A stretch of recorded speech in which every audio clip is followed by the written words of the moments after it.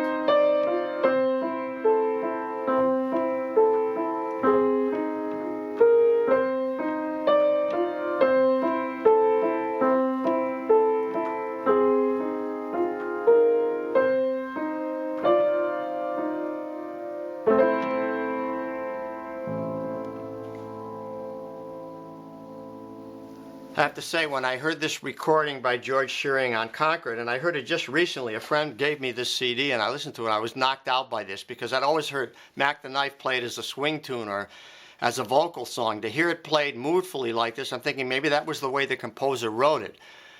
And if you know that, please write to me. But at any rate, he's playing it in the minor key rather than in the major key. So he's playing in the relative minor. We used to hearing it like this. it's the same thing, but he's going in the minor key. So maybe that was the original way it was conceived. And I'm sure it was because, you know, George Shearing was a master, one of the great pianists and masters of all time. And this is a great arrangement because it utilizes a lot of different techniques. You have to have the left hand, you have to coordinate the hands, you have to play it with expression, with dynamics, with pauses and that sort of thing. And with retards, it has a lot in it that you can learn. And if you read music, it'll be very helpful because I've written it out for you. I took the time to write this out and learn it. George Shearing did more with it than you hear here. So you really want to pick up his recording, hear all the things. He did some interesting things in the middle. And also, you have a section that you can improvise on, and then he repeats at the end the original theme from the verse, and then it retards. I'll show that. Ending on the minor. Now, if you're fortunate enough to be able to acquire the CD of George Shearing playing this on Concord Records, Concord, that's C-O-N-C, oh gosh, I don't know how to spell it. I thought I would include that outtake just to show you that a lot of effort goes into these things, and I make a lot of mistakes, so I have to correct them. Concord, C-O-N-C-O-R-D, Concord Recordings. It's a beautiful recording of George Shearing playing solo. And he gets this beautiful sound on the piano and a great touch. What was my point? Wrapping up, I just want to say thanks so much for joining me on this trip all about